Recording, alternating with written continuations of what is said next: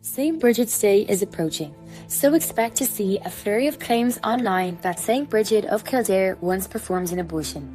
But what's the truth? To answer that, we need to understand the kind of sources we have for Saint Brigid. Everything we know about her comes from early medieval hagiography, saints' lives written to inspire devotion, not modern historical or medical reporting. You may also hear claims that Brigid was really a goddess or a purely mythical figure. While some elements of her cult absorb pre-Christian symbolism, the truth is that Saint Brigid was a real historical woman who lived in Ireland in the late 5th and early 6th centuries, dated to around AD 451 to 525, and who became one of Ireland's most important Christian saints. The story people usually point to comes from an early Irish text called the Behu Brigida, or Life of Brigid, composed around the 7th or 8th century. In one episode, a woman who had taken religious vows becomes pregnant. Brigid blesses her, and the text states that the conception disappeared without pain or birth. Today, some commentators describe this as an abortion, but that label is anachronistic. In medical terms, abortion still involves a form of delivery.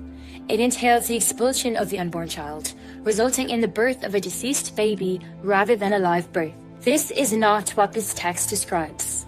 There is no account of labor, expulsion, or bodily process at all. Instead, scholars explain this story as part of a common miracle motive in early saints' lives: the miraculous restoration of purity after repentance. Similar themes appeared throughout early Irish hagiography, including in the 7th century Vita Sancti Brigidae by Cogitosis, where Brigid's miracles emphasize healing, forgiveness, and spiritual authority. Historians consistently warn against projecting modern ethical or medical categories onto medieval miracle stories. As scholars of early Ireland note, these narratives function symbolically, reinforcing ideals of holiness and repentance, rather than documenting historical or medical events. So did Saint Brigid of Kildare perform an abortion? Not in any historical or medical sense. What we have is a legendary miracle story, written centuries after her lifetime, using symbolic language typical of its genre, not evidence of an abortion as understood today.